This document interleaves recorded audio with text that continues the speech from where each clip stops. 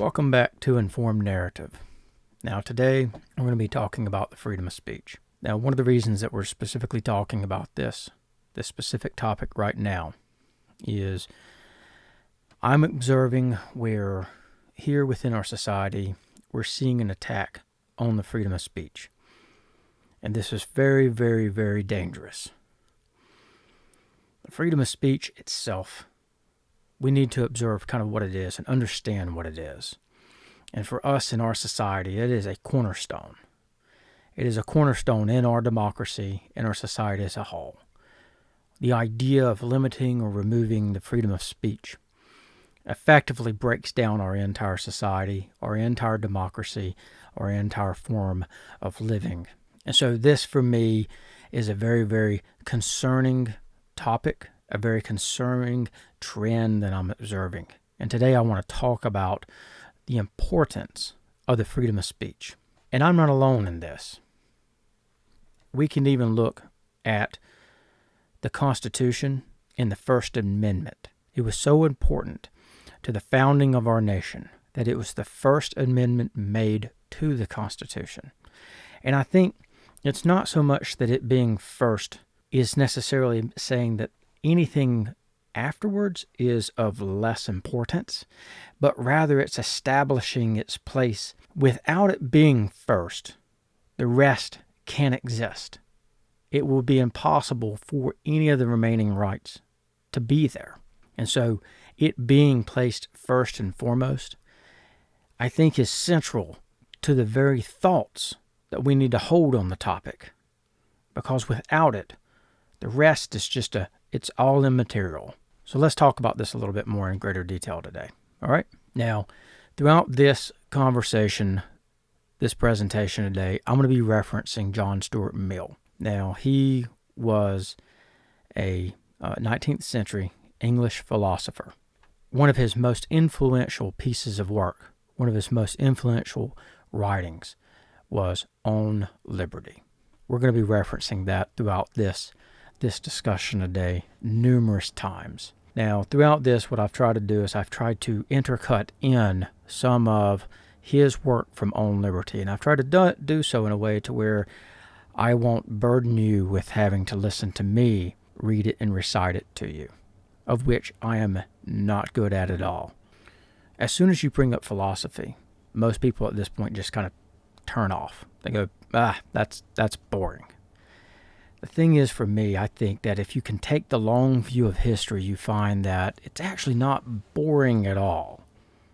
To me, actually, what's even fascinating about it is that if we start looking at the philosophers who have influenced Western civilization, starting over 2,000 years ago, where we wanted to have a conversation about, say, Socrates and Aristotle, we can draw a line through history connecting all the great philosophers of their time together. And we can observe through these philosophers, they would basically share their thoughts and debate this openly within society. Okay? Now, there's various levels of free speech that are involved in this, but for this to have actually happened, free speech was necessary to some extent. Of course, there's some serious limitations, and we kind of even get into the Dark Ages, right? The Dark Ages were kind of that. They were a dark time, say, within the humanities. And so we can draw a line through time and connect to all these philosophers, and we can see where they're discussing these different questions and points about society and humanity and the world at large. And we can see changes occurring within society because of their works.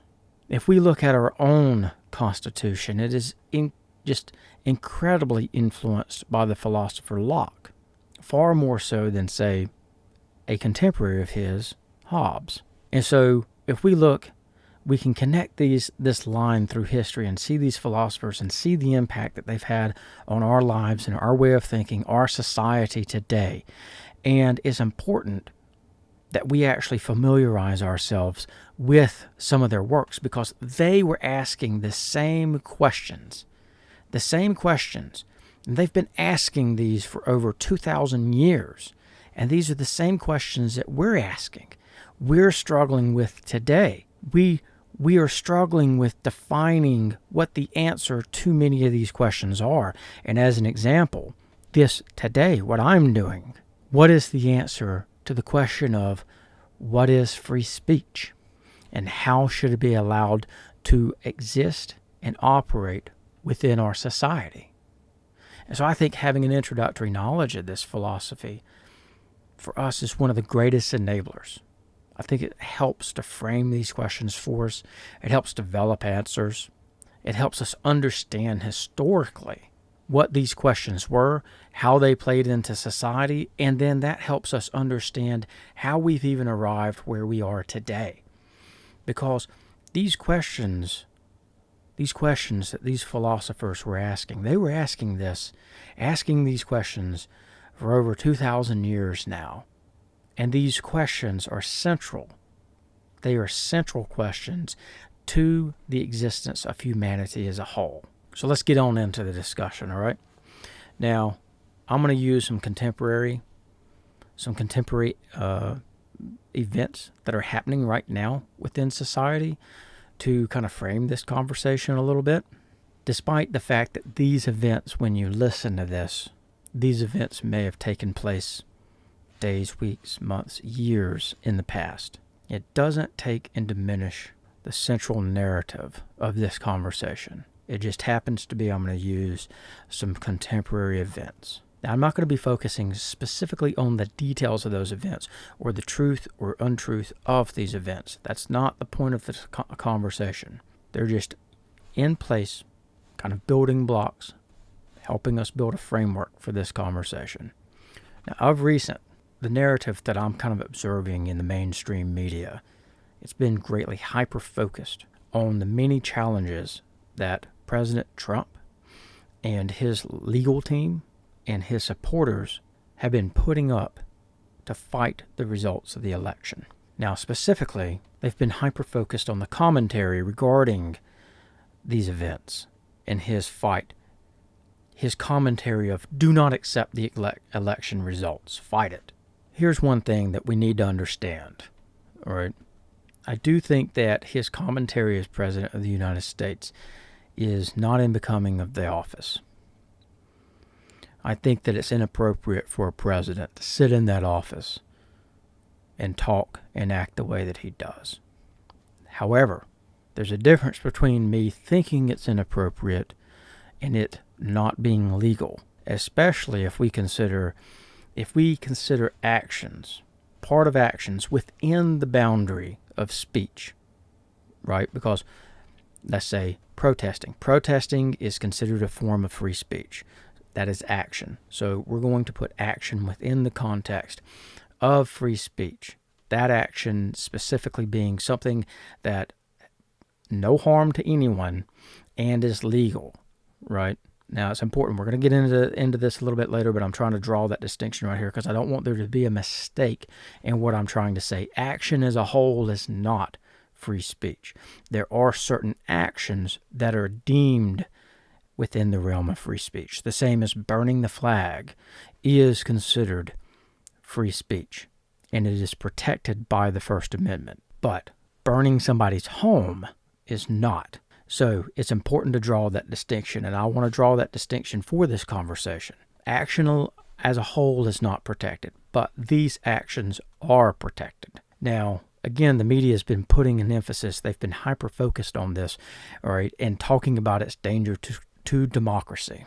Now, I'm kind of the opinion myself that these singular acts, they are important for us to acknowledge and understand what's happening. And I think that we need to appropriately respond to them. We need to deal with them correctly, legally, within the legal avenues that we're afforded, which is fundamentally the same as what President Trump's team has been doing. They have been attempting to use legal avenues as a means to retain the presidency. Now, many people have been deeming this dangerous to democracy. I'm of the opinion, to be honest with you, these acts, if we place them in the shadow of the greater machine of the American democracy, these aren't true threats to democracy. They're fundamentally trivial, and they're going to fade away. Now, you may see this encouraging people to behave a certain way in the present, and it may be inciting people to behave a certain way over the coming few years or 4 years. That may be true, but we need to understand, and we need to understand how much of an impact that truly has over the long term. In the moment, things that are small may feel very, very big. Now, whether you agree with that or not, fundamentally is not within the scope of this conversation. You are welcome to disagree with that. I encourage people to take a critical view of that, because I could easily be incorrect. I don't disagree with that. And we're going to get exactly into that point within this conversation, because again, this conversation is all about free speech, differing ideas and opinions and thoughts. For me, I look at this and I think it's inappropriate the way that he is behaving. I think that many of our quote-unquote political leaders are behaving in highly inappropriate ways on both ends of the spectrum, both parties. But that doesn't mean it's illegal. It doesn't mean that we necessarily need to make it illegal and regulate it. In fact, it's important that we discuss it, which I'm going to get into within this conversation as well. Now, let me tell you why I think some of the mainstream media is leveraging these events, and they're hyper-focusing on them. What's happening here is you're seeing these talking points made by these media pundits. And in truth, it's nothing more than a lot of hyperbole. It's meant to drive up ratings. It wants to evoke a visceral response from you. And in turn, it just increases their advertising revenue. That's fundamentally it.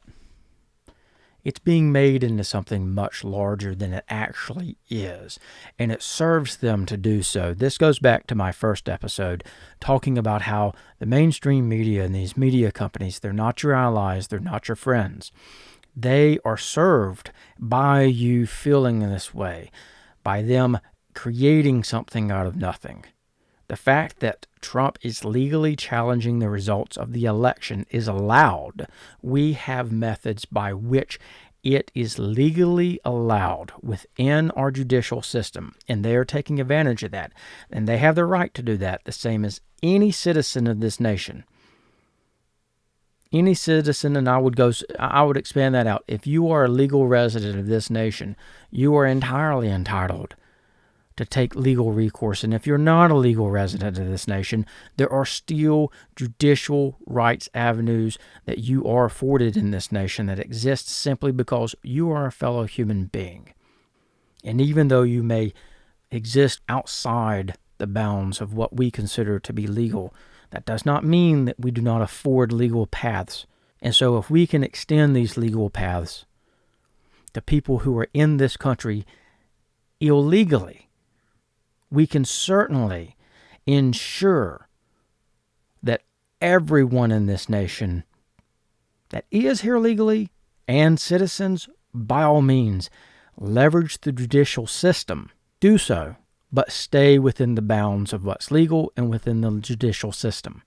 That is, too, a cornerstone of our democracy. That is why it is a third and separate branch. That is why it exists, and it exists outside the bounds of the political branches. Now, whenever I say political branches, I mean that in the context of what we traditionally accept today within this contemporary time as political activity. The judicial branch is intended to be outside of that circus. Now, in respect to what these people are talking about, specifically, there's people that's ranting and raving about succession. Let me tell you, that's a non-starter. That's a non-starter. Now, what I mean by that is the idea of it in and of itself, it holds no water. That's a bucket that's with all kind of holes in it. It's going to hold no water. So this isn't a real conversation that these successionists are trying to have, nor is it a real conversation that these people who are responding saying, well, treason. No, that's not a real conversation. It is meant to divide. It is meant to separate you. and it's meant by the mainstream media, is nothing more than a way to take and drive ratings up, get you to click and drive their advertising revenue up. You need to fight this. You need to avoid it. And you would be best served by doing so. And do not align yourself with any of these people who are taking the front line saying, "Secession, this election is illegitimate." No, that is simply not true.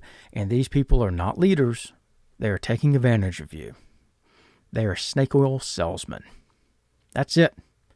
And I tell you, I assure you, if even they were serious, whenever it comes down to the time to actually make a stand, make a true stand, where it requires sacrifice, they'll be nowhere to be found. They'll be gone, hiding under rocks, waiting on all the violence to pass, and then they'll ooze out, back out, and take advantage of whatever's left over. You would be well served by ignoring this. Do not even give them the oxygen necessary to have the conversation. What I mean by that is, there's only so much air and oxygen in a room. And when you're in there, you've got to breathe. You have to exist. You have to survive. Don't even give them enough oxygen to exist in that room with you. Place them outside of your room and ignore them. Now, in respect to our conversation today, what we're actually going to be discussing is fundamentally the media's response to Trump's actions, his statements, many of the actions and statements by people that support him. And we need to understand that this is fundamentally, they are the same as the ones who are opposing them. There's fundamentally no difference. What they're doing now is they are sowing the seeds of an illegitimate presidency. The same exact thing, the same tactic, the same strategy is being adopted. Their opposition is adopting that same strategy and tactic to leverage against Biden and his administration. Now, I fundamentally disagree with this. I don't buy into this notion that there was massive fraud on such a scale as to actually say Biden is not the legitimate president of this United States. That is not true in my mind at all. Is it possible that fraud occurred? Yeah, sure. I agree with that. Is it possible? Certainly. Is it probable? That's a little more of a challenge. Possibility and probability are not the same. One can argue anything's possible. Right, anything's possible. But the probability, that's what I'm interested in. And for me, the probability is extremely low. So, for myself and for within this conversation, me using this as an example of current events, it's important that you kind of understand where I stand on this so that then going forward, then my discussion here isn't skewed. Now, the problem that I specifically have in response is the way that they are attempting to control that narrative. That is, the major media companies are attempting to control that narrative. And that is, many of them, they've not only condemned Trump and his supporters, but they've also started to censor their opinions. They're labeling this as preventing the spread of misinformation and untruths and lies. That's concerning behavior. And that's what we're going to be talking about. That is the central premise of this conversation today, is actually to be talking about that.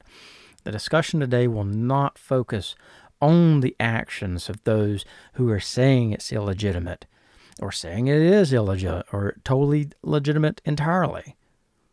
It's not about what side of that spectrum. It's about the control of speech. What I'm concerned about is the censorship that we are seeing and beginning to rise and take shape against those who are in opposition of whatever the central narrative is. And we're seeing the media and in turn the mob rise to fight this fight away any possible alternative ideas and thoughts and opinions that don't align with their narrative. And we're even seeing this.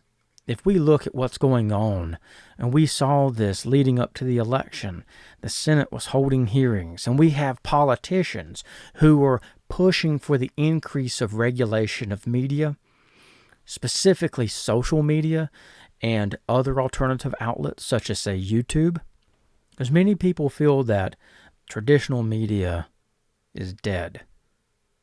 Alternative media is the future, and now is the time to stake claim to that regulation that will shape the future media. And in turn, we need to understand what that is. That is the press. That is speech. Now, let's work within a scenario here. Let's say, for example, I'm all of Congress. I represent both houses, and I can pass laws at will, and I can influence the president, and he'll sign anything that I put forward. Anything I put on Trump's desk or Biden's desk, he'll just sign. Okay? And in this, what I'm going to do is I'm going to pass legislation that mandates that social media companies remove any and all content which I deem to be misleading, an untruth, a lie, offensive, or hateful.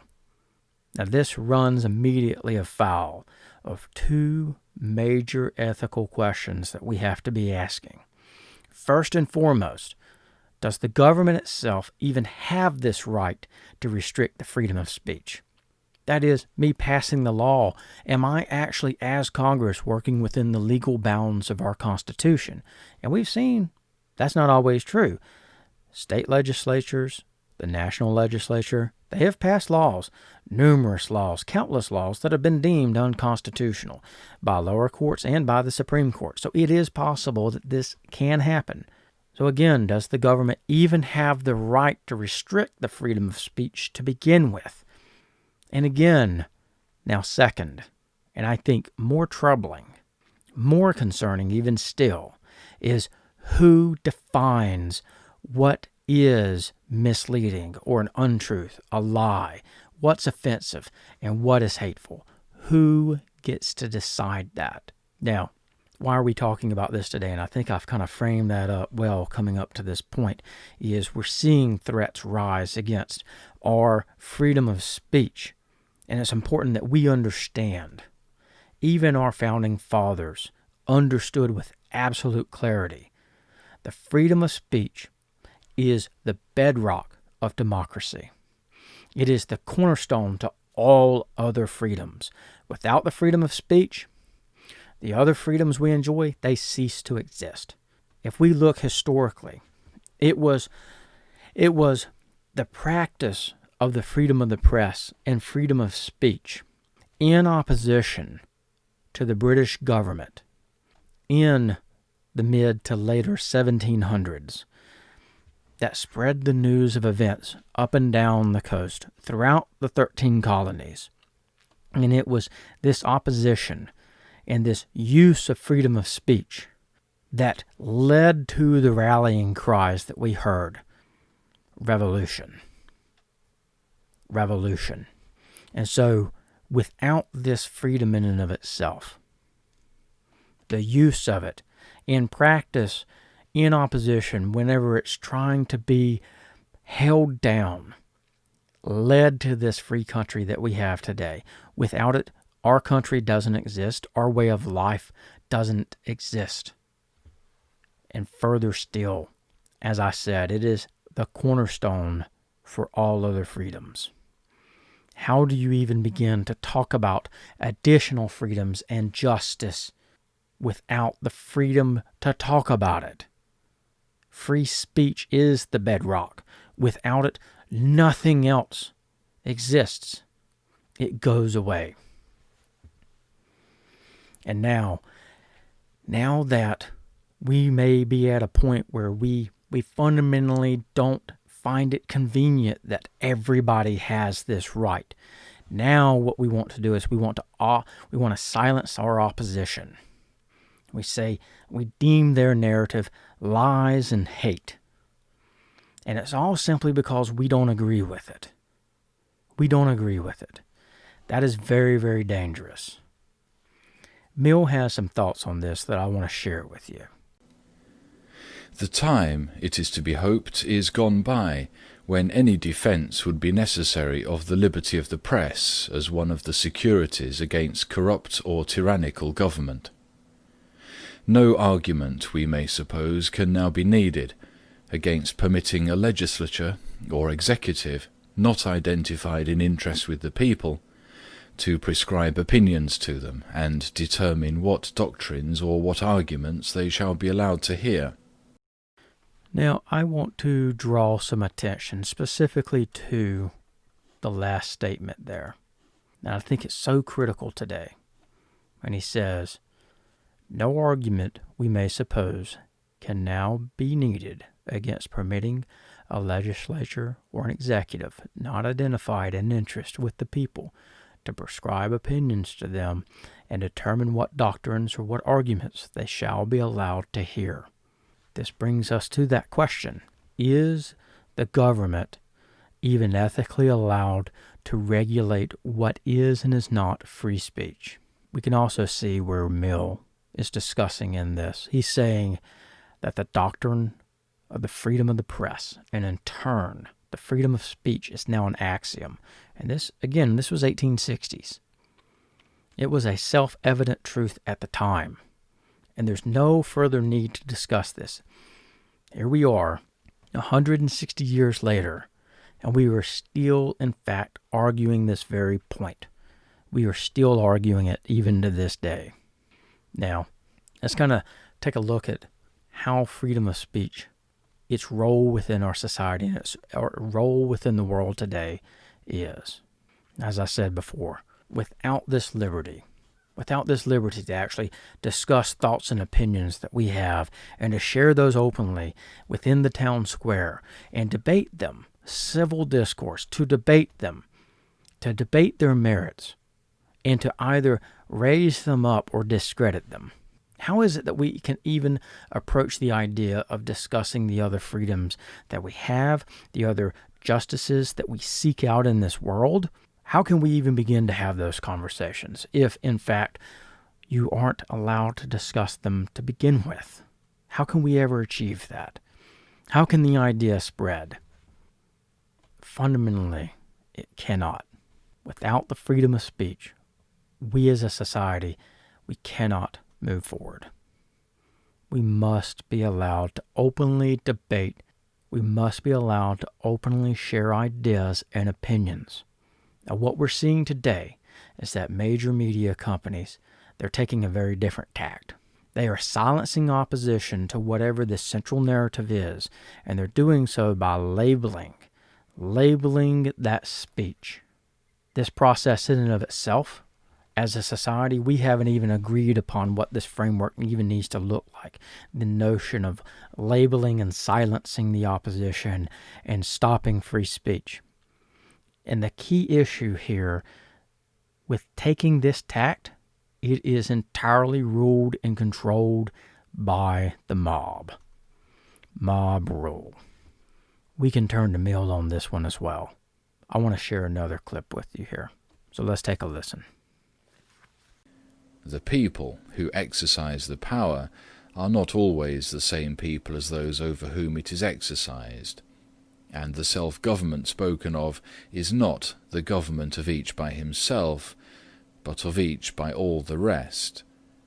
The will of the people, moreover, practically means the will of the most numerous or the most active part of the people, the majority, or those who succeed in making themselves accepted as the majority.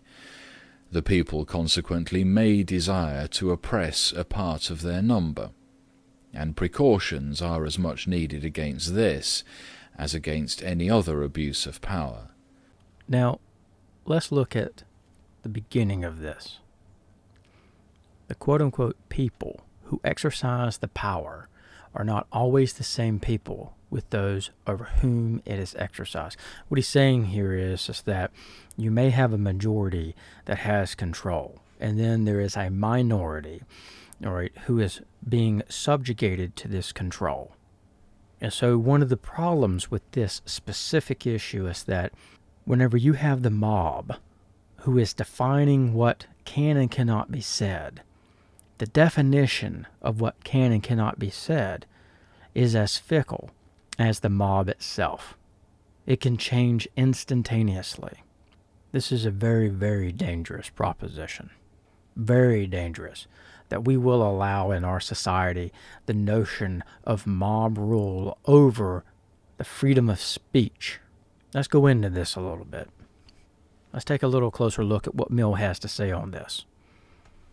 The tyranny of the majority is now generally included among the evils against which society requires to be on its guard. Like other tyrannies, the tyranny of the majority was at first, and is still vulgarly, held in dread, chiefly as operating through the acts of the public authorities.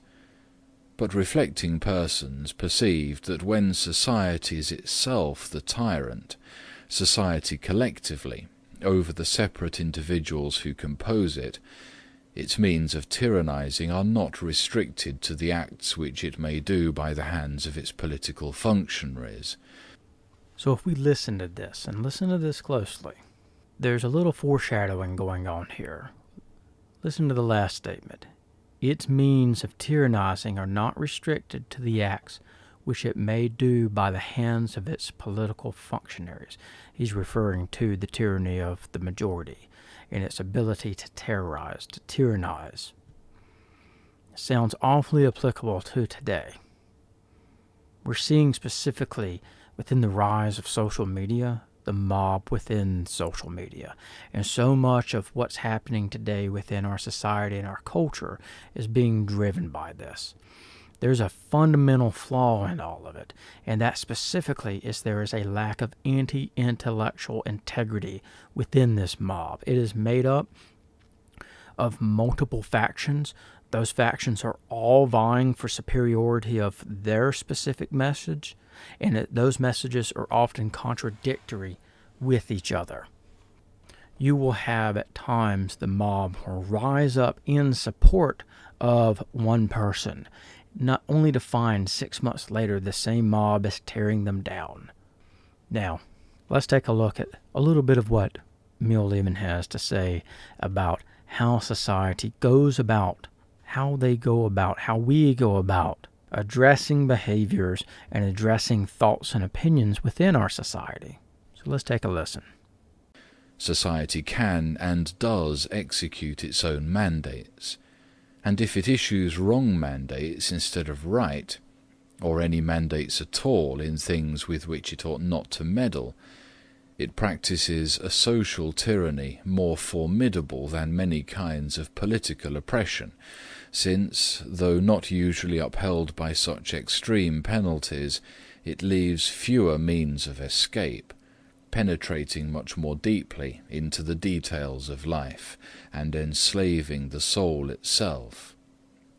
Protection, therefore, against the tyranny of the magistrate is not enough.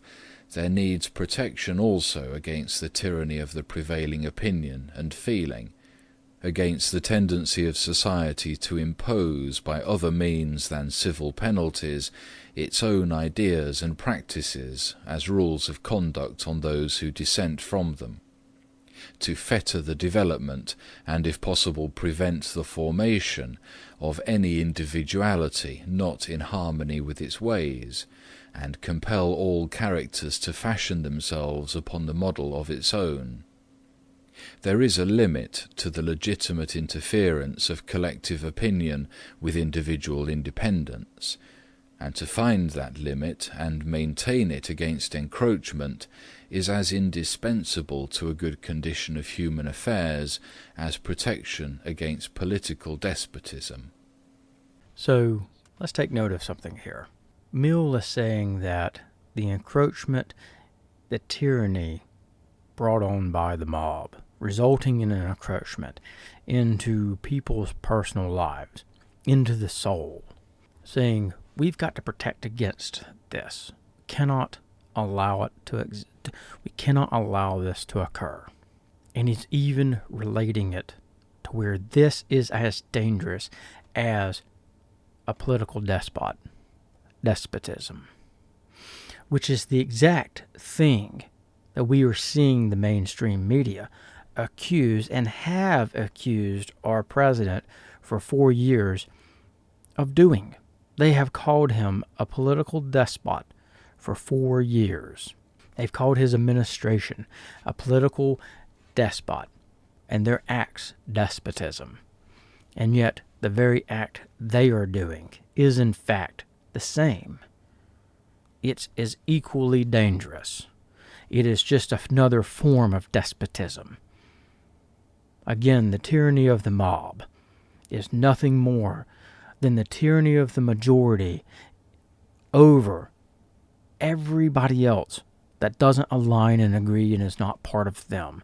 It's despotism. We're seeing this. We are seeing this destruction happen today on mass scale.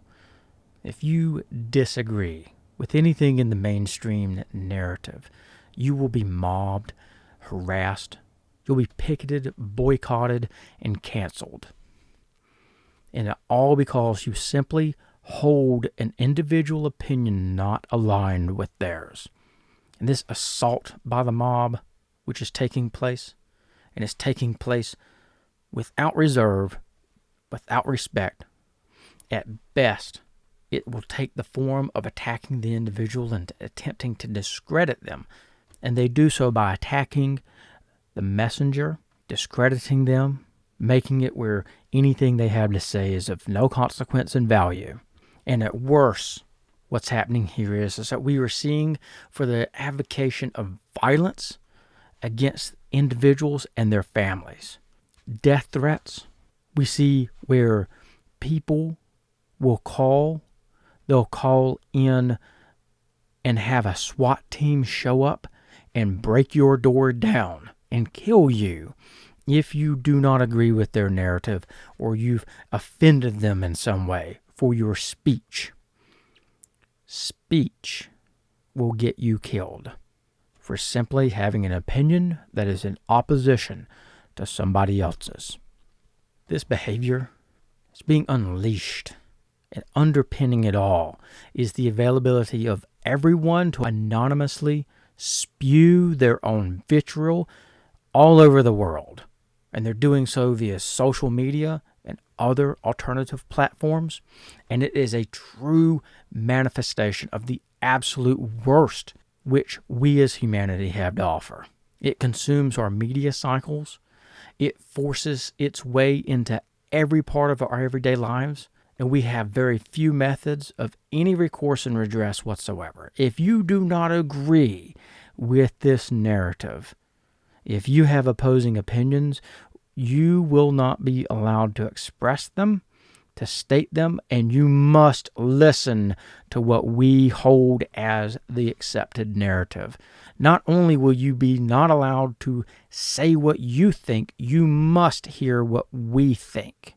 That is dangerous. Dangerous.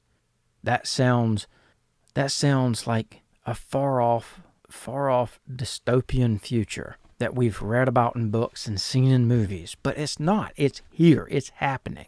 This is what's happening today. And we must take steps to prevent it from proceeding. Again, free speech as a whole, it is critical to our very existence as humans. Let's take a look at what Mill has to talk about in respect to this phenomenon that we're seeing, this rise of the mob and labeling. Let's see what he had to say 160 years ago. People are accustomed to believe, and have been encouraged in the belief by some who aspire to the character of philosophers, that their feelings on subjects of this nature are better than reasons, and render reasons unnecessary. The practical principle which guides them to their opinions on the regulation of human conduct is the feeling in each person's mind that everybody should be required to act as he, and those with whom he sympathizes, would like them to act. No one, indeed, acknowledges to himself that his standard of judgment is his own liking, but an opinion on a point of conduct, not supported by reasons, can only count as one person's preference, and if the reasons when given are a mere appeal to a similar preference felt by other people, it is still only many people's liking instead of one. To an ordinary man, however, his own preference, thus supported, is not only a perfectly satisfactory reason, but the only one he generally has for any of his notions of morality, taste, or propriety, which are not expressly written in his religious creed, and his chief guide in the interpretation even of that. Men's opinions, accordingly, on what is laudable or blamable, are affected by all the multifarious causes which influence their wishes in regard to the conduct of others, and which are as numerous as those which determine their wishes on any other subject. So again, we're talking about here this notion of controlling free speech. And again, how do you define it?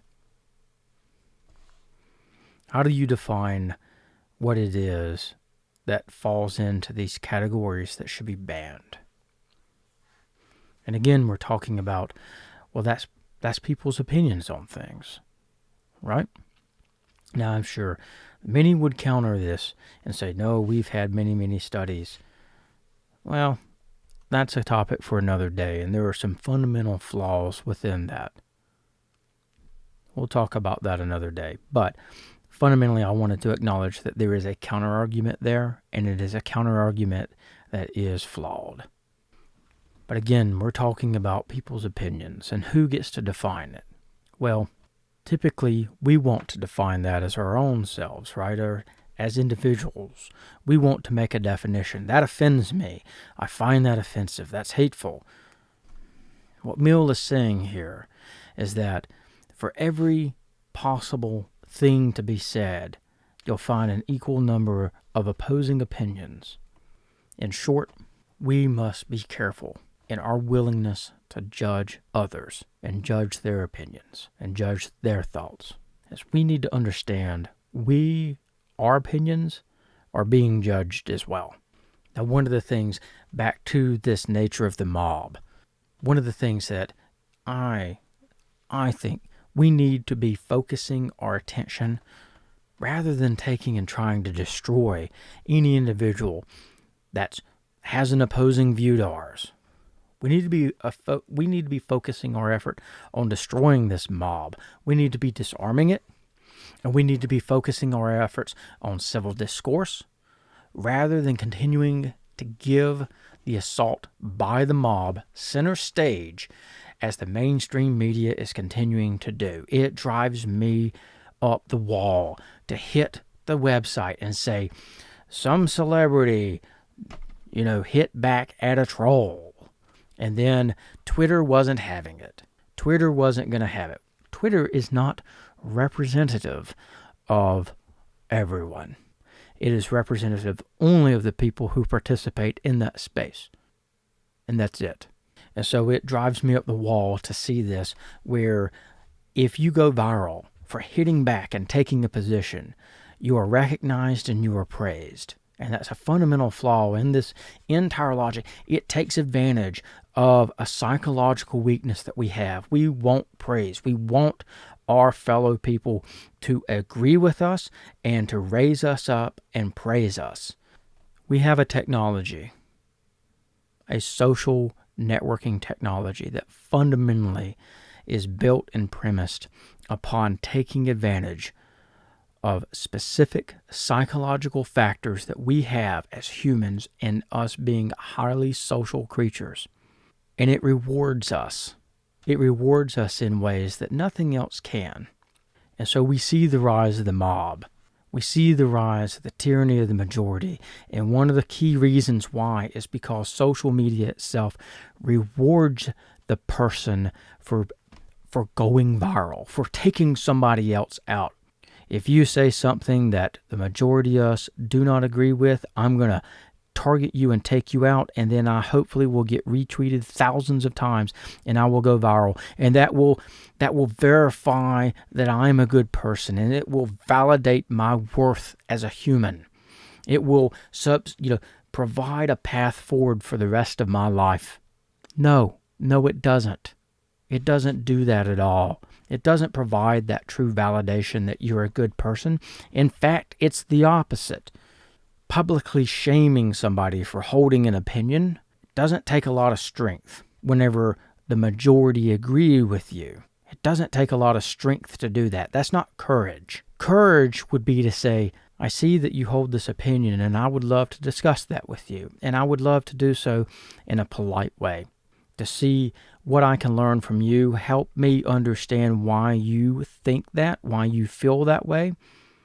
And if you're willing, I would like to share with you some of my thoughts on how I feel about the subject. That takes courage. This notion of shaming somebody and destroying them, not worrying about the message, but just them as a person, makes you feel bigger and them smaller. We are seeing in the last 10 years, there's been a rise in discussion about the notion of bullying, and yet here it is, the media made a big stink about how bullying is taking over our schools and our children's lives, and yet the media itself is rewarding the bullies. It is absolutely shameful and disgusting. Now, let's expand a little bit here on free speech. We cannot have a conversation on the topic of free speech without also acknowledging hate speech. And this is important. Right now we're seeing within our society, by a younger generation coming up to find their own and coming into power, they want to take and they want to regulate hate speech as a whole. It should be outlawed. It should be illegal. You should not be allowed to say anything that other people may deem hateful or offensive. And by doing so, by saying these things, it is actually a hate crime. Now, again, this takes us right back to those two key questions that we were asking earlier, right? Does the government have the right to ethically regulate speech? And then second, who gets to define it? Those are very hard questions to answer. What is also concerning in this is what the definition of these will be over time. What you may deem hateful today, 50 years ago, wasn't. And 50 years from now, may not be. Or do we simply have a sliding scale where more and more gets tossed into the offensive, hateful speech bucket? And then more and more of our right to free speech is taken away and it's held captive in that bucket. Which happens? Which one of these becomes the truth, becomes our reality? Now, of course, many people will also point out within this, because I premised a lot of this right on the First Amendment, and people will come back and immediately say, well, exactly, it's an amendment. It is part of the Constitution, and the Constitution and our legal system as a whole, it is a living entity. And that is true. It is a living entity, and it does evolve over time. Here's what I have to say on that. That is true. However, our society and our democracy, we have to accept specific and established moorings to base our society and our democracy on. And as I've previously discussed, if you do not have these moorings to bind yourself to as a person, as a society, as a democracy, you will simply be tossed around. You'll be tossed around in the storm that is all of this civil unrest that we will experience. It is part of our democracy. As they've said, democracy is a dirty thing. And it is. It's very difficult to have, and it's almost impossible to establish and almost impossible to keep and maintain over a long period of time. It has a tendency of self-implosion. And so if we do not establish what these mooring points are, we are tossed around and we are at the will of whatever the tyranny of the majority of the time will have to impose upon us.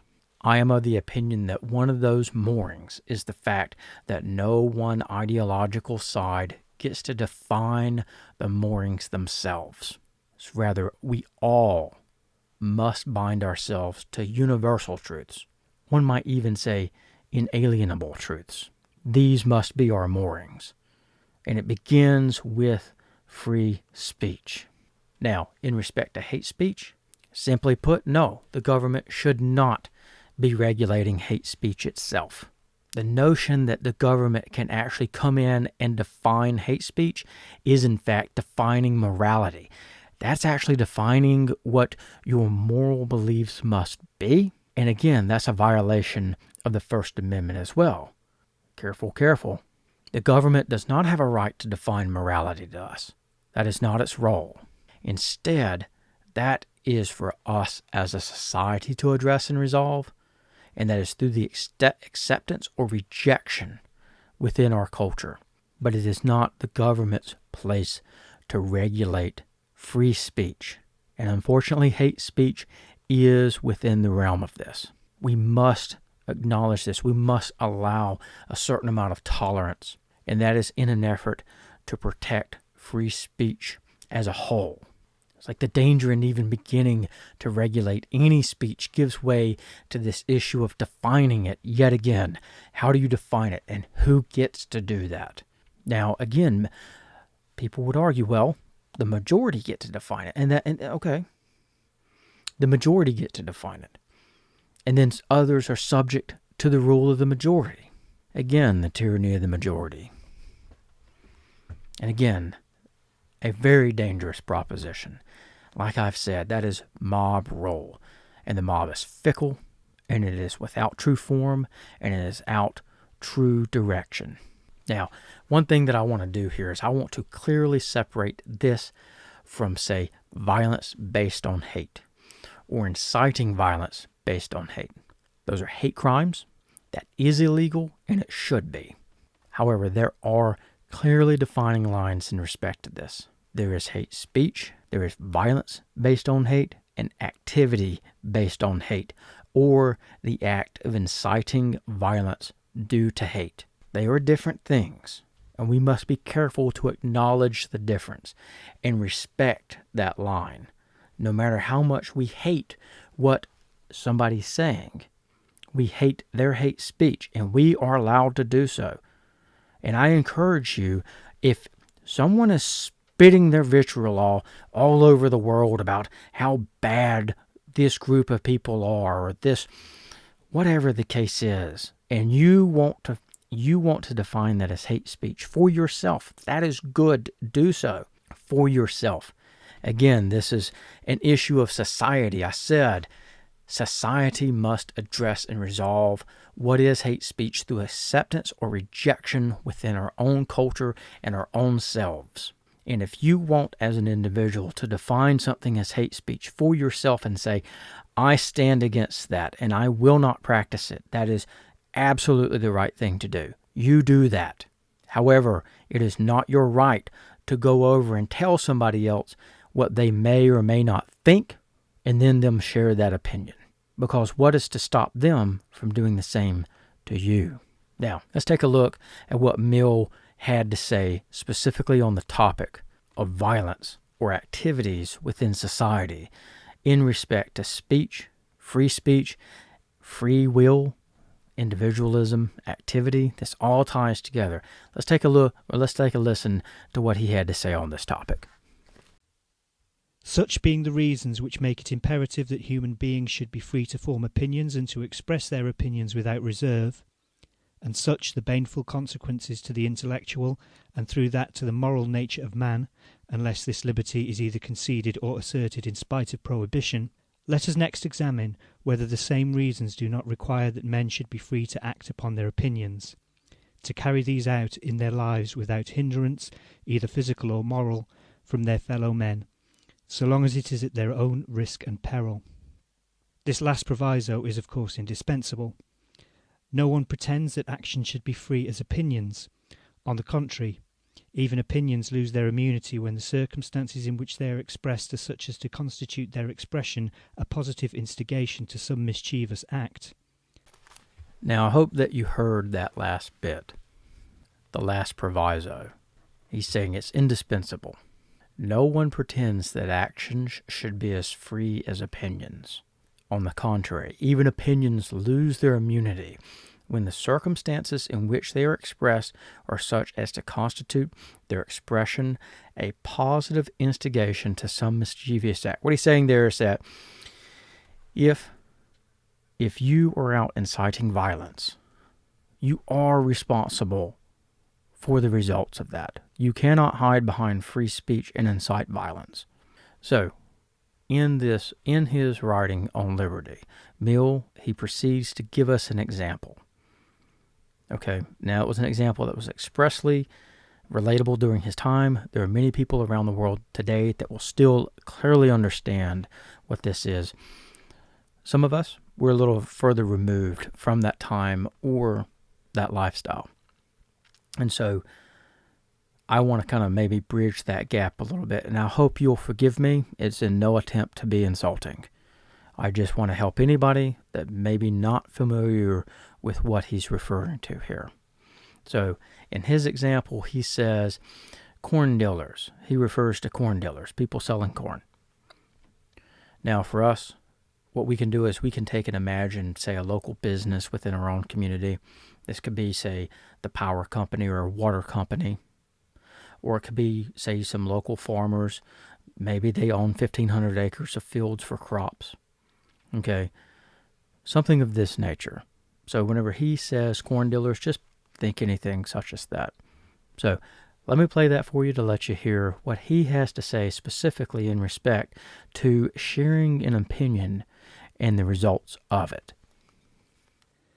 An opinion that corn dealers are starvers of the poor, or that private property is robbery, ought to be unmolested when simply circulated through the press, but may justly incur punishment when delivered orally to an excited mob assembled before the house of a corn dealer, or when handed about among the same mob in the form of a placard. Acts of whatever kind, which without justifiable cause do harm to others, may be, and in the more important cases absolutely require to be, controlled by the unfavourable sentiments and, when needful, by the active interference of mankind. So one of the things here that he's pointing out, and again, I want to touch on one term that he used here, right? Is he's saying that an opinion that corn dealers are starvers of the poor, or that private property is robbery, ought to be unmolested when simply circulated through the press, but may justly incur punishment when delivered orally to an excited mob assembled before the house of a corn dealer, or when handed out among the same mob in the form of a placard. That placard, pamphlet, flyer, small newspaper, anything like that, any form of what we may consider media.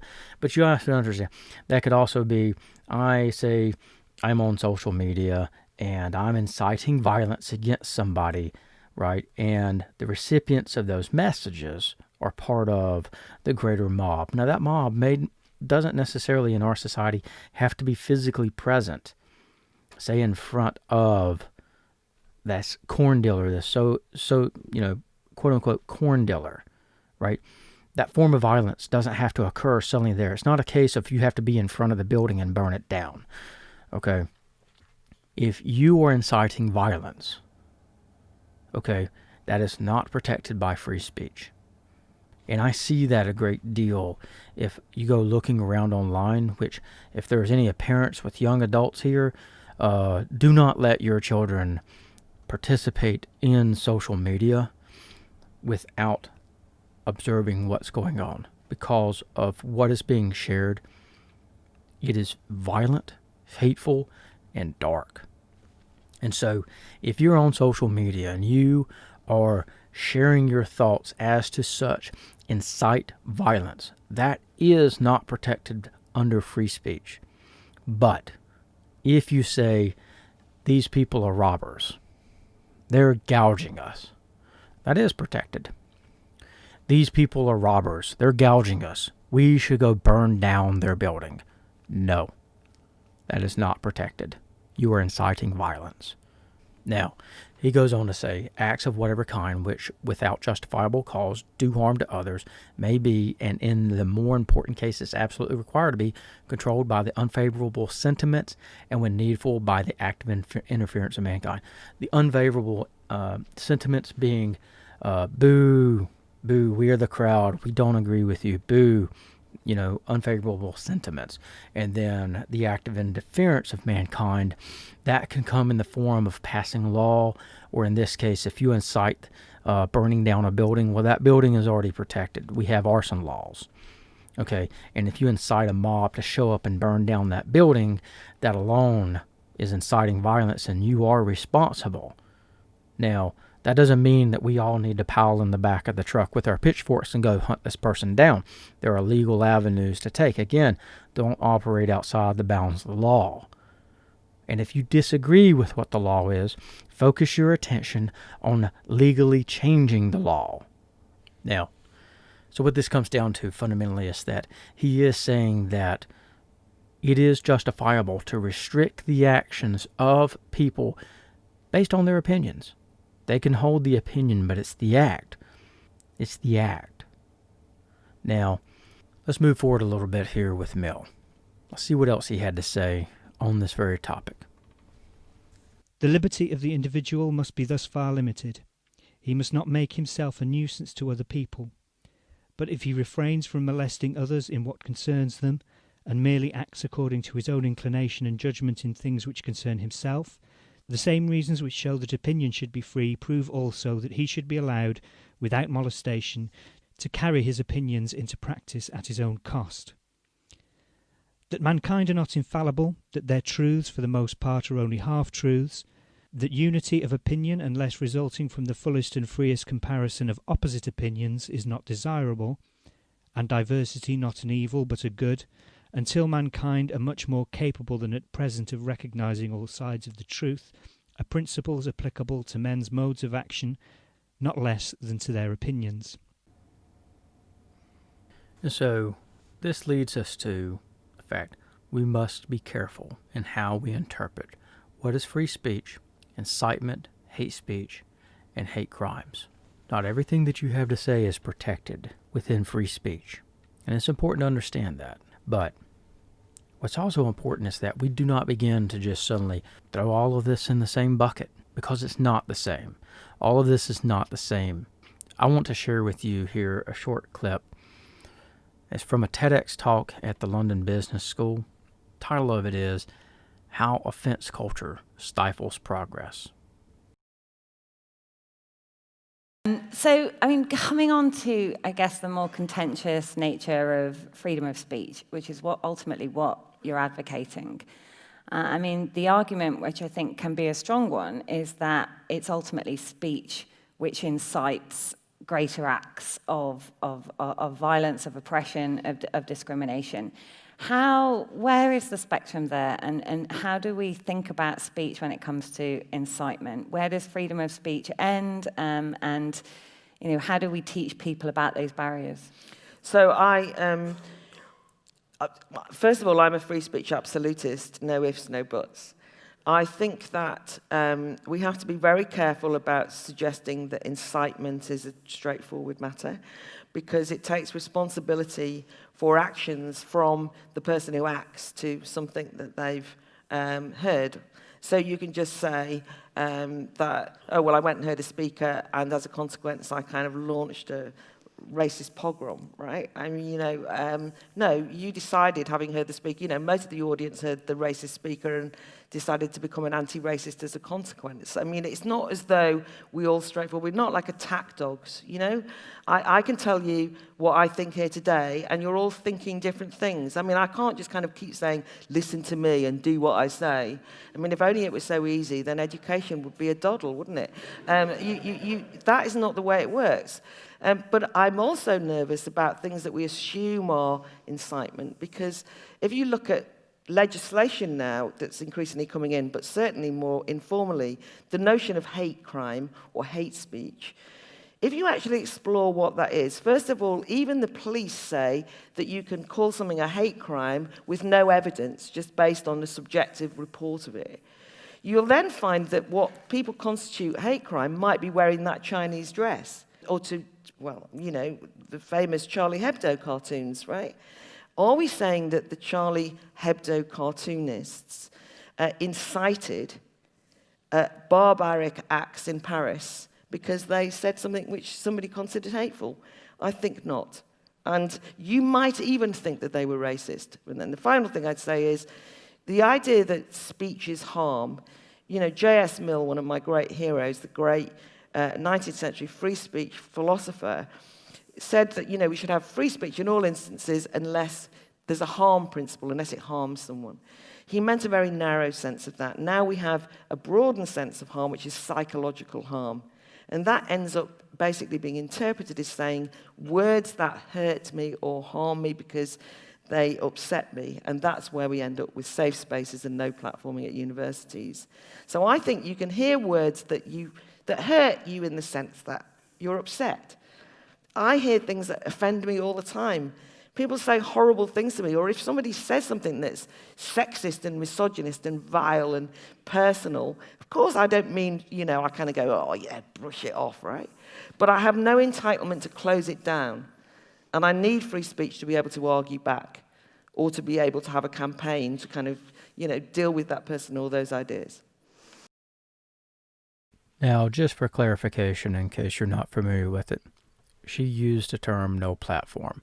What she's referring to is a trend that we're seeing at universities where if a speaker is invited to come in, you'll have a response from the student community where they will try to stop this from happening. That is, the exchange of ideas, the diversity of ideas are no longer welcome. You don't agree with me, and so therefore you cannot be in my space. This is a very, very dangerous trend that we're seeing. Now, if we get back to incitement, you notice Claire Fox there, within this clip, articulates a very, very critical point, specifically in respect to assigning blame around incitement.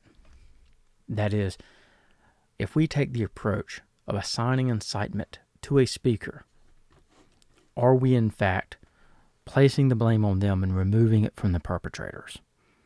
Now, that's not her intent, but it is very dangerous. If we constantly say, well, what you're saying is inciting some violent response, then you're responsible for that. Fundamentally, that is true. The danger is assigning the label of incitement to anything we disagree with. That's inciting violence. You can't say that. It's very dangerous. Now, one of the things that stands out to me within this is Mill is he's establishing a rationale for the acceptance of individuality within our society. Now, today we may be seeing this in theory being supported by the majority, but in fact, only if that individuality aligns with our worldview, our perspective. It's being twisted into, yet again, the tyranny of the majority and shutting down free speech. As we've discussed, there's a tactic. We're seeing this rise. It's rising within our society every day, and it's getting worse, and it is to label people. It's labeling them. And it's often a very critical and derogatory term such as racist, sexist, transphobic, along with dozens of other terms. What we're seeing as a result, rather than debate the merits of the thoughts and ideas, we're seeing free speech get shut down. Instead of open debate and open discourse, those thoughts are getting shut down altogether. I'm going to share another clip here and listen. Again, Claire Fox has some thoughts that I think are very pertinent to what we're seeing within society today. But it seems, universities is an important part of this because it's obviously where people are learning to hone their ideologies and their political thinking at that sort of age, and also how to engage in debate. But it's happening everywhere. I've certainly experienced it for myself along feminist lines, for example, where you've got Me Too, and it's very difficult to talk about any of the grayer questions in the middle of what becomes a very black and white debate without an immediate missile being thrown of misogynist, rape apologist, which as soon as that missile's thrown, that person's opinion is no longer valid and is excluded from the conversation. And it strikes me this is something that social media actually exacerbates in some way because of the short-form nature of the debate. Are we all snowflakes now? Is that what you think? It's an important observation, because on the one hand, universities, which now, of course, almost 50% of the cohort go to universities, so it's an awful lot of young people there, are based on the notion of academic freedom and the possibilities of exploring intellectually new ideas. And part of your intellectual development, your academic development, of course, must be that you are discomforted. Your ideas are shaken up. Everything you've previously known is challenged. And academic research, which has given us everything from cures in terms of medicine through to great insights into the ancient world, all of those things require no boundaries to what is explored. But it's not just academic. This is a broader culture of you can't say that. And your point about the labeling of people indicates just how narrowly prescriptive the set of views are that one is allowed to pursue these days. I mean, it's not just a question of saying, oh, well, this is a very enlightened situation where we call people racist when they're racist, because you can be called a racist, as one young woman in America has been, who's hit social media recently, because she wore a Chinese dress to a prom, and she's not Chinese, and she was called somebody who culturally appropriated Asian culture, a racist, and she, because it was social media, was piled on, as they say, by hundreds of thousands of people, a 19-year-old girl. And that, it seems to me, is one of the problems. As you say, you can be accused of rape denial if you're worried about, or a rapist apologist, or if you say, as I do, that it's very important to defend the principle of innocent until proven guilty when it comes to sexual assault cases. People will say, you're victim shaming, how dare you? You're suffering internalized misogyny. So these labels are used very quickly to shut down debate and discussion. So I don't know in that sense that that's an indication of we're all snowflakes, but it does indicate that society has become incredibly intolerant of views that don't fit into a very, very narrow spectrum of what appear to be progressive. I mean, I'm an anti-racist. I was involved in women's liberation movement. I'm a well-known kind of on the left sort of person. And yet when I hear somebody say, oh no, as an anti-racist and as a woman, I find that offensive, you just feel that the progressive arguments for equality of the past have almost become weaponized as a way of ensuring that only one version of the truth is heard. That scares the life out of me. Now, with all of this, I also want to point out the fact that, look, there are cases where it's obvious this person's opinion, what they're saying, their thoughts are clearly wrong. Okay? It's important that we acknowledge that that does happen. Nobody's listening to this thinking, well, everything everybody says is always right. That's clearly not the case at all. Okay? But there's also a danger here that we also must be careful about in this greater conversation regarding free speech. Okay, and again, Mill even has something where he steps in here and he warns us very clearly about the dangers of taking the approach of saying, well, you're just wrong. I don't want to hear what you have to say. We can never be sure that the opinion we are endeavouring to stifle is a false opinion, and if we were sure, stifling it would be an evil still. So there's a greater risk here that we're going to circle back on as well, but I like the point that he's trying to make here in that just by stifling it in and of itself is actually a wrong action. Yes, sure, they may be wrong in your opinion. That's fine. It's their opinion. We're all entitled to our opinion. But our opinion of a thing does not justify us saying you cannot have your opinion and you cannot express yourself based on that opinion. Because then, again, what is to stop them from doing the same to you? And that's what this is all about. We must be careful in this. We must be careful in shutting out opinions that we don't agree with. But what we're seeing is opinions are still being shut out. They're being shut down. And the tactic that we're seeing leverage a great deal is continuing to discredit the person rather than their message. We're not interested in what they're saying now. Instead, if I simply discredit you as a person, it doesn't matter what your opinion is. It doesn't matter what you have to say because you're a bad person and your opinion doesn't matter. because you're a bad person. And nobody else needs to listen to you. So if I can prove that you're a bad person, no matter even if you have a good message, the message is immaterial because you're a bad person. And I'm going to do this by labeling you. And I'm going to pick a label that I can generally apply across the board that meets very little demand for a standard. And I'm just going to use it. And immediately, now that that label has been applied to you, it's immaterial what you have to say.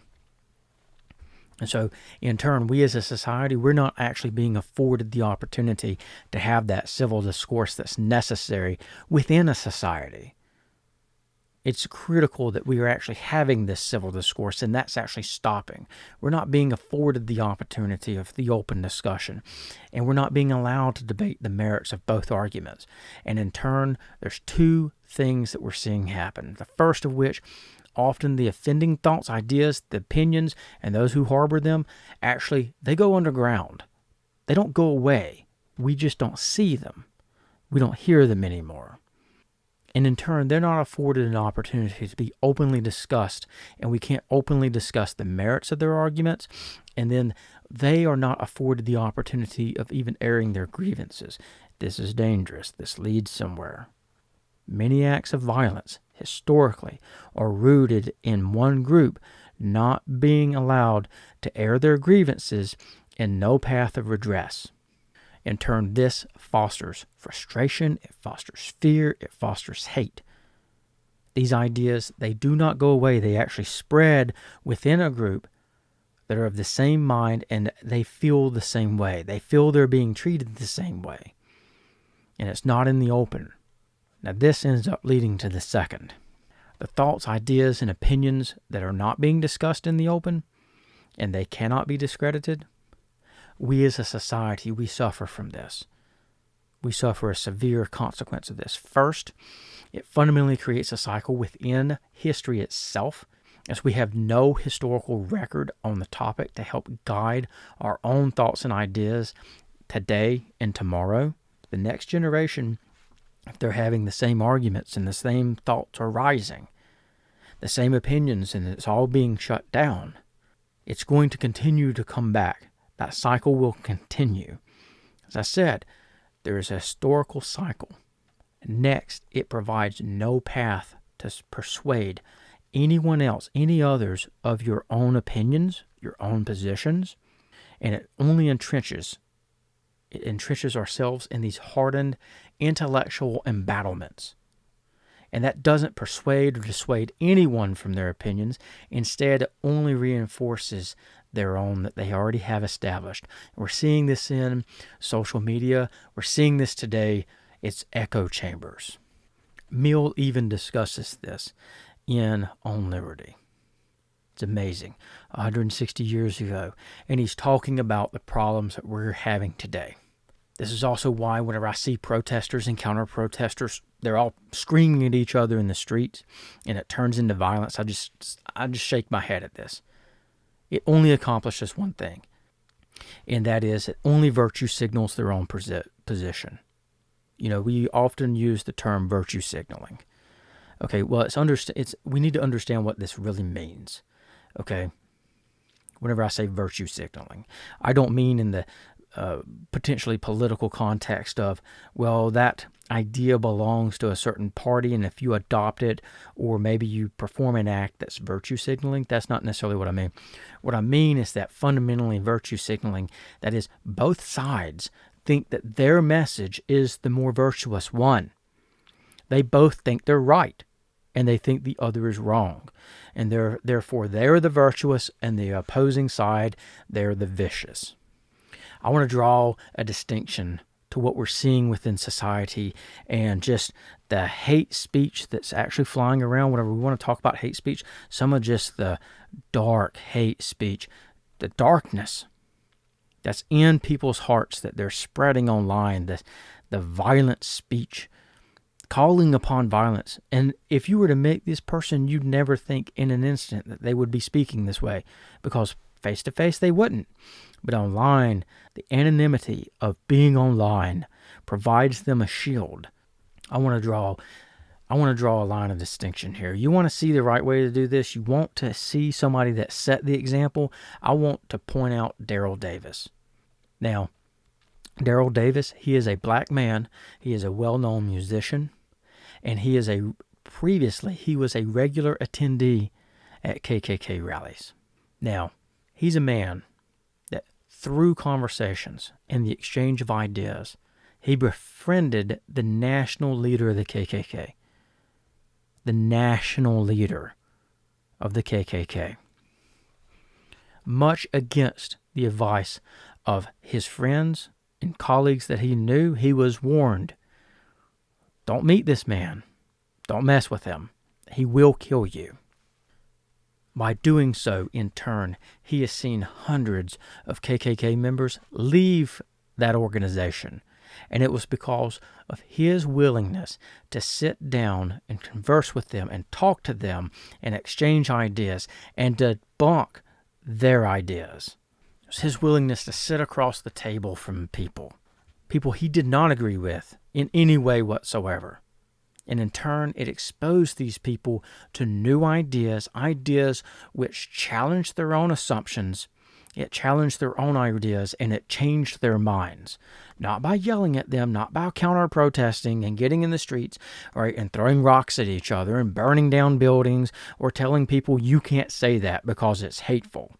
It was through this that he demonstrated that by exchanging ideas and by educating people through a peaceful process and by discrediting their own arguments, he changed people's minds. And in turn, he changed people's lives.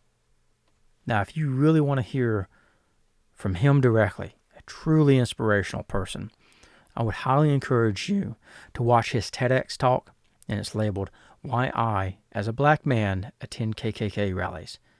I've included it within my recommended videos playlist on the Informed Narrative YouTube channel. I really would encourage you to go watch this video. Now, within all of this, one of the key things, obviously, is, well, all right, what are you calling for here? What is the idea? What are we trying to declare? What is the call to action that I'm actually declaring here? That is, what am I suggesting that we as a society, what is it that we must do?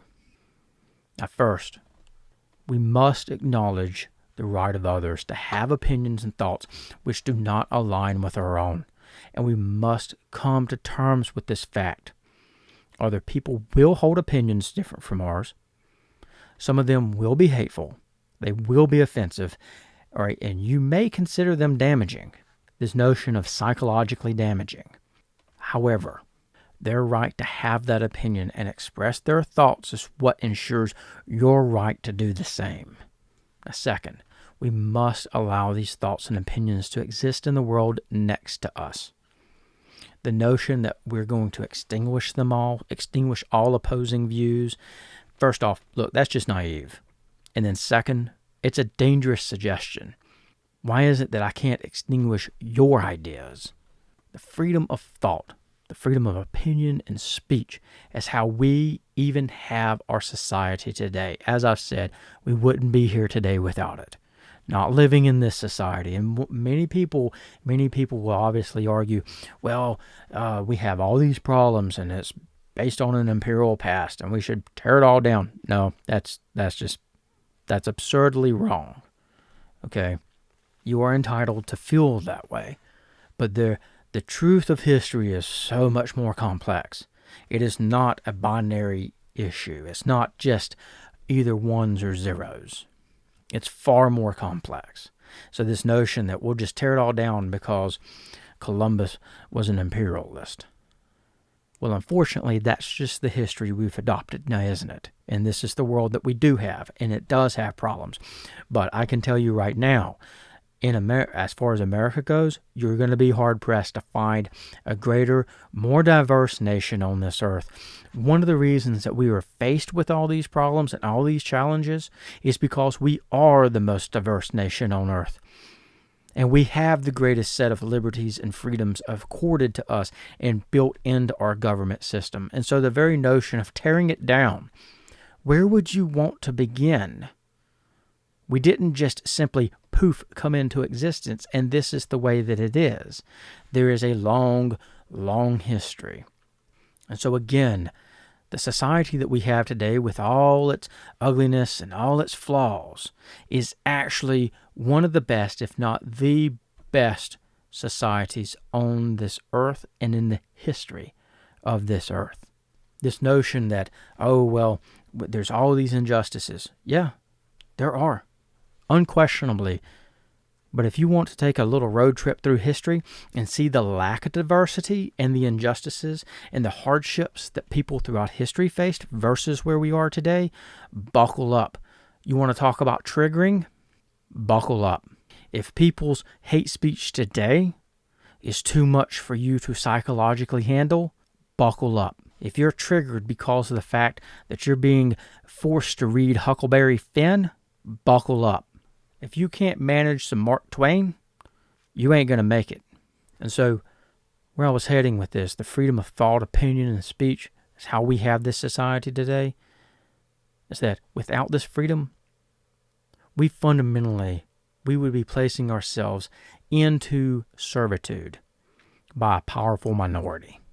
The minority that can define what speech is, and in turn define what ideas are, define morality, define what's acceptable, and how you can live your life.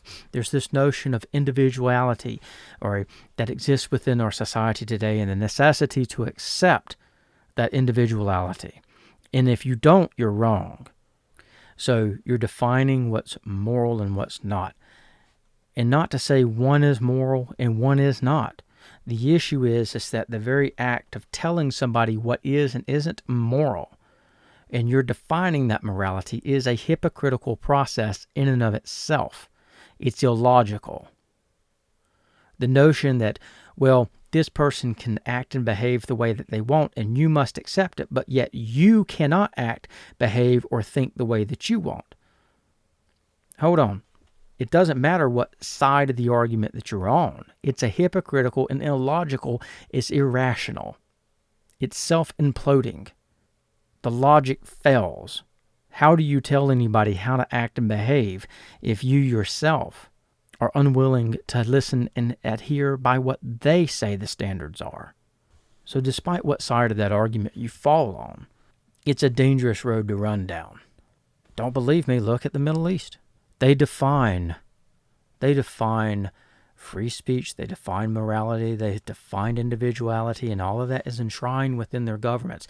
They have absolute control. People that live alternative lifestyles are not allowed to even live. They are put to death.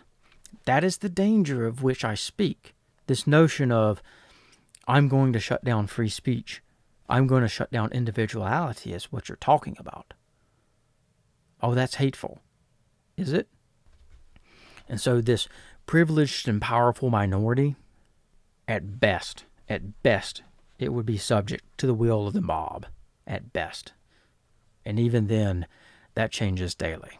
So, on this topic of what other people are allowed to think, what they deem acceptable, and within the context of the harm principle, not modern days interpretation of the harm principle, this notion of, well, that triggers me. No, that's not what I'm referring to. Within the context of the harm principle, Mill's harm principle, then people should be allowed to act and think and say what they want. In respect to opinions, let's listen a little bit to what Mill had to say here as well. We can never be sure that the opinion we are endeavouring to stifle is a false opinion, and if we were sure, stifling it would be an evil still. First, the opinion which it is attempted to suppress by authority may possibly be true. Those who desire to suppress it of course deny its truth, but they are not infallible. They have no authority to decide the question for all mankind and exclude every other person from the means of judging. To refuse a hearing to an opinion because they are sure that it is false is to assume that their certainty is the same thing as absolute certainty. All silencing of discussion is an assumption of infallibility. Its condemnation may be allowed to rest on this common argument, not the worse for being common. What stands out here to me, I love this statement of, they have no authority to decide the question for all mankind, and exclude every other person from the means of judging. So if we look at this a little bit, if we expand upon that idea in and of itself, then the restriction of free speech also means that we restrict what other people may be informed about. Now, the assumption is, like he's saying, is that people's opinions of what is right and wrong is not perfect. To be absolutely right rarely happens. And when I say rarely, I don't mean like, okay, well, you're going to be absolutely right dozens of times throughout your life. The likelihood of you being absolutely right even once in your life, no. It's tough to be absolutely right. And so this idea that we are going to take and say, we basically will control the world's knowledge. Why do we have the authority to decide that? As the individual, why do we have the authority to decide that? What the world's knowledge will even be? And whenever you want to get into the conversation of restriction of free speech, that's the door you start to open. You start to take and say, we're even going to restrict what is allowed as far as humankind is allowed to even know. Starts really smacking of the medieval church, the Catholic Church in London, or I'm sorry, not in London, but in Europe. It really starts to smack of the medieval churches in Europe, where the masses, one, couldn't read, and if you could read, you couldn't read Latin. And so you had absolute control of knowledge.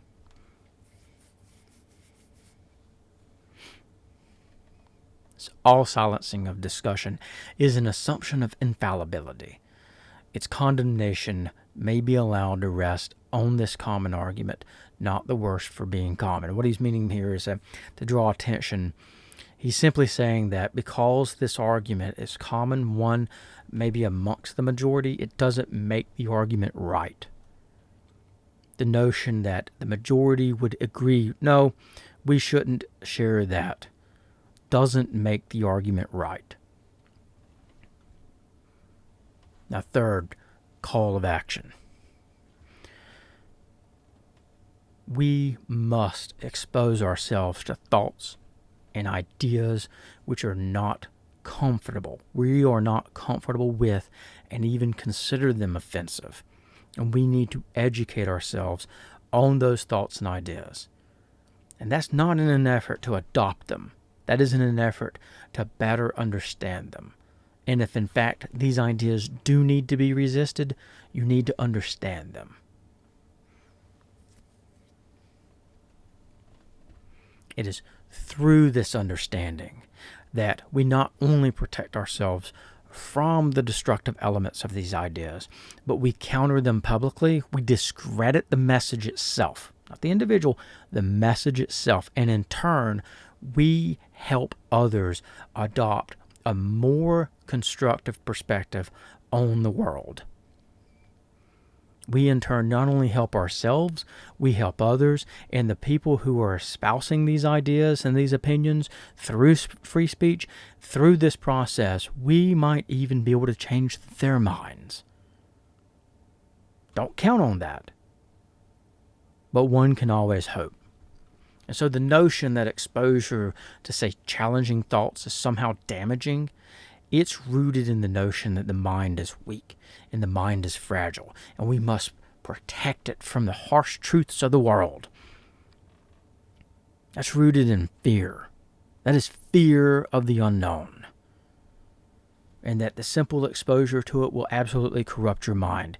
This makes me think of ye old times mentality of not exposing women to certain social settings because they're frail and they can't be there.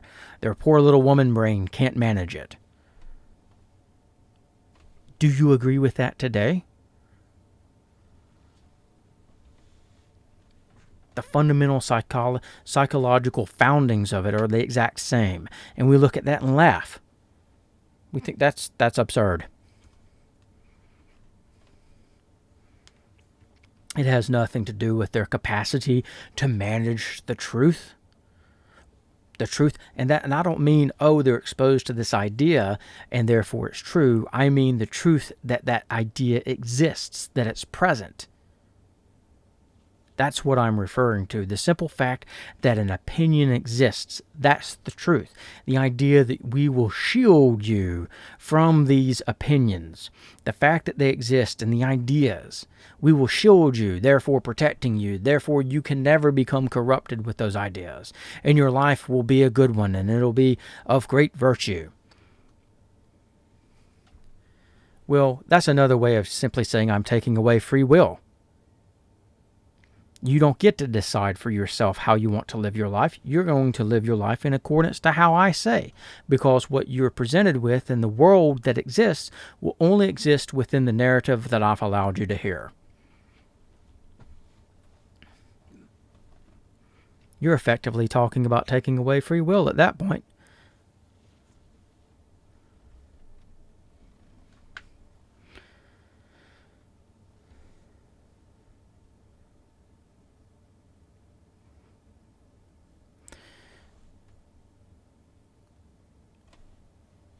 On the topic of fear, and tying this in, this weak and fragile, the mind being weak and fragile, this notion being rooted in fear, and it's a great deal of it is also rooted in the unknown and the not understood. It's what you don't understand about a thing.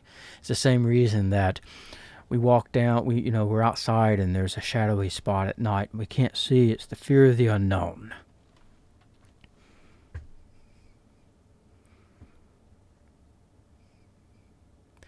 Instead, we must expose ourselves to opposing opinions. This exercise of doing so will either strengthen our own opinions or we will find new truths. We will find new facts.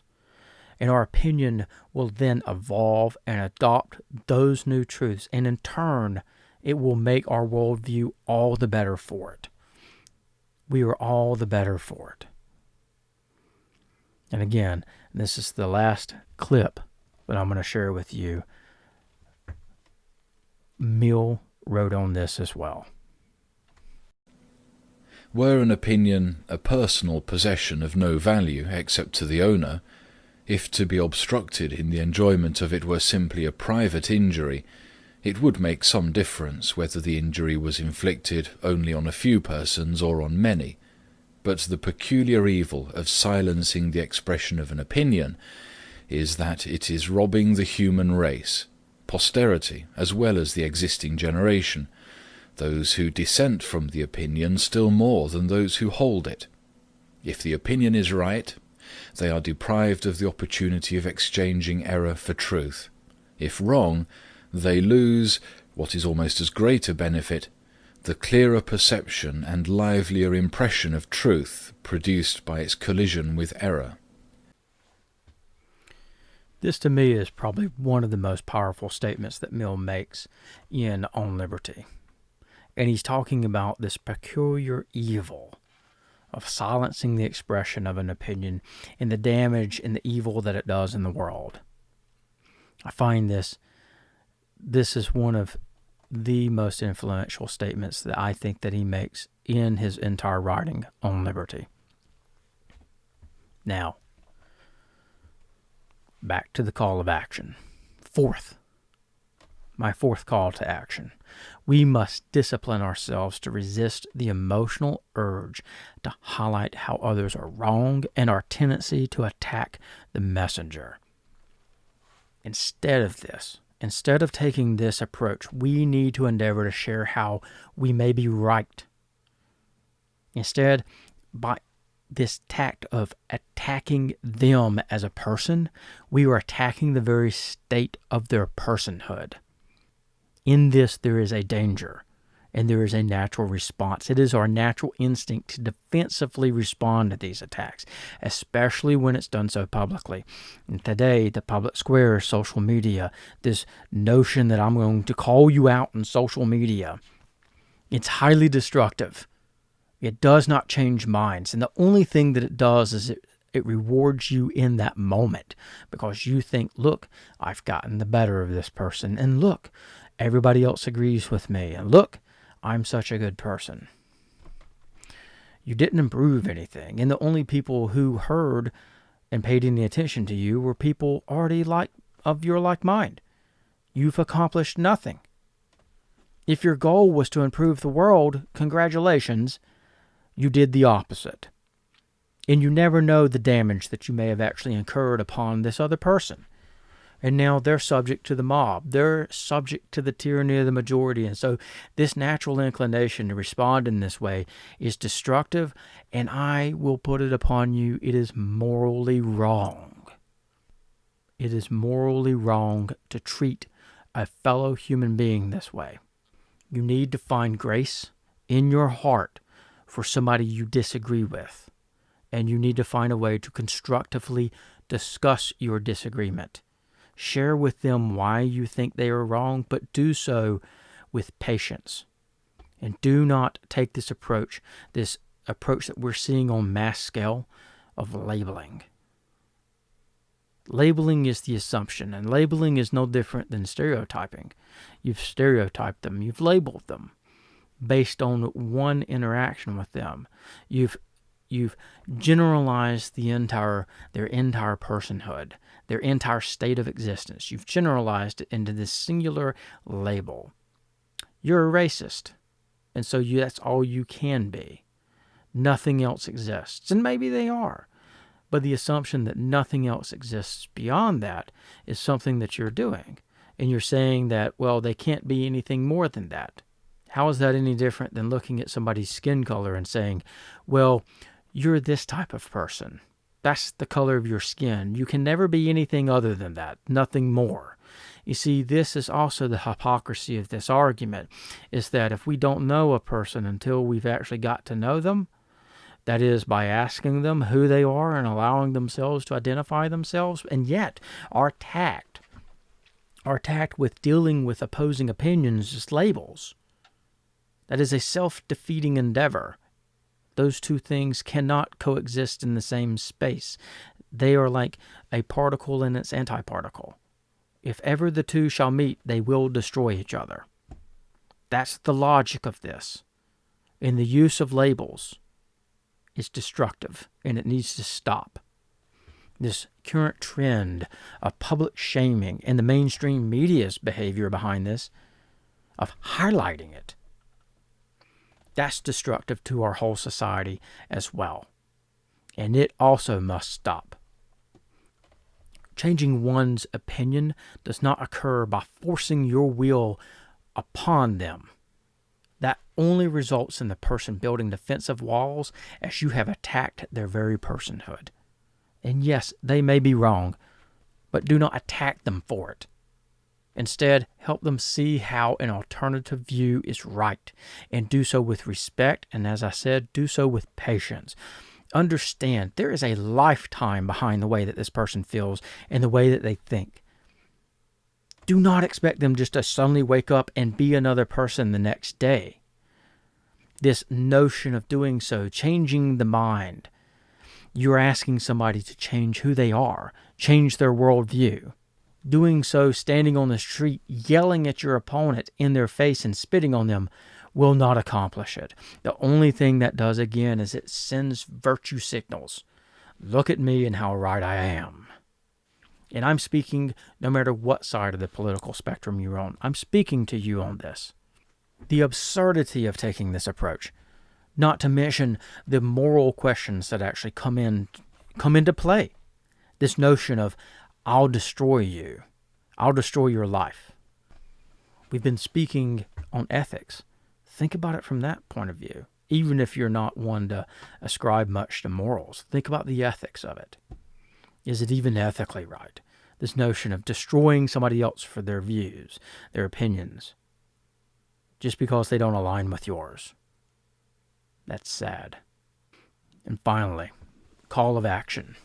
Do not shy away from thoughts and opinions which make you uncomfortable, and do not demand the removal of those from your world. That is a mistake. This mass removal of the quote-unquote triggering content from our classrooms today is very concerning. It's a very concerning development within our schools and within our colleges.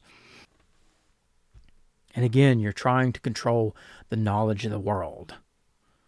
You don't want to be faced with it, and you say nobody else should have to be. You need to fight this. You need to fight this response. Instead of shrinking away from these challenging feelings, what you need to be doing is you need to be leaning forward into them. You need to experience them and learn from them. And in turn, you need to learn from past events of people who do not share your own opinions. There's so much to be learned through this process. And the beauty of it is that you can learn it without having to personally experience it. Instead, we are higher thinking animals. We can observe a thing and critically think about it and analyze it. This is one of our greatest capacities. This lack of exposure to the real world and our shared history, it is damaging, and it's damaging a new generation specifically in a way that we do not fully understand and we do not fully appreciate yet. And it scares me to think the repercussions in 20, 30, 40 years of what this may be if this trend continues. And this idea that triggering material should be removed, that's just simply wrong. Some of that material is what is needed the most. The simple truth is that you should feel uncomfortable. Go to the Civil Rights Museum in Montgomery and see the monolithic blocks hanging from the ceiling. If you are not triggered in that experience, something is wrong with you. And the objective of the experience is to be triggering.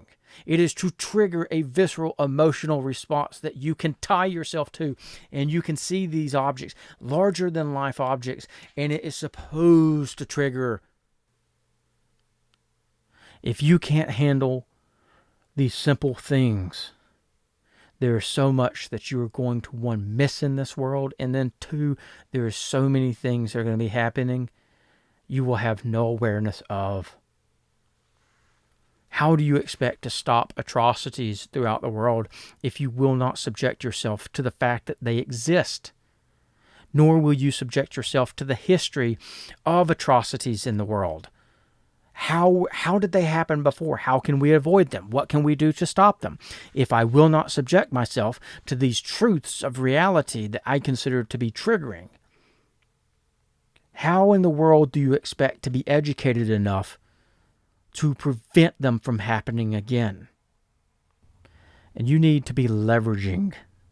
You need to be leveraging all these artifacts to learn. They need to be tools on how our world has evolved, how our society has changed, how people once thought, and allow it to help shape your view, help shape your perspective of the world that you're in now, and shape the world that you want it to be tomorrow. And it's important that we remember that some of these things, such as Mark Twain's Huckleberry Finn or Tom Sawyer, they are artifacts of their time. And they're representative of that time. And the removal and destruction of them from our society, it does us no good. Instead, the only thing that it accomplishes is it blinds us to the truth of our collective past. One of my favorite paraphrases of Thomas Jefferson is, "The earth belongs to the living." And that goes forward in time and backwards. The notion that we today own the earth belongs to the living. It is ours to shape. The same is true for their time.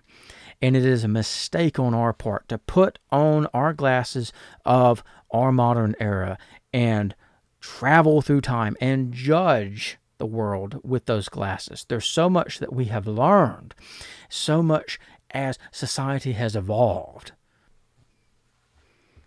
And that's not to say that people's behavior in the past was right. No, not at all. And I'm not arguing that in the least. But first and foremost, we need to understand that behavior in its entirety, thoroughly, broadly. We need to make efforts to understand it from all angles, not just the ones that fit our own personal worldview and narrative, because I assure you, history as a whole is far more complex than what we as a society today want to acknowledge. And so this removal of all of this material from our society, it's simply going to remove facts. It removes truth. It fundamentally actually concedes our power of knowledge to a tyrannical few who hold that knowledge captive and in turn hold our own free will captive. I touched on this earlier. You're shaping the entire world, and in turn, it holds our free will captive. And so without this exposure, how are we even supposed to form our own thoughts, our own opinions, and our own worldview? How do we accomplish this when the only knowledge we are given are by a powerful few legislating free speech, defining what speech is, and in turn defining morality? That is a power that is not granted to the government, and it is a power not granted to the mob.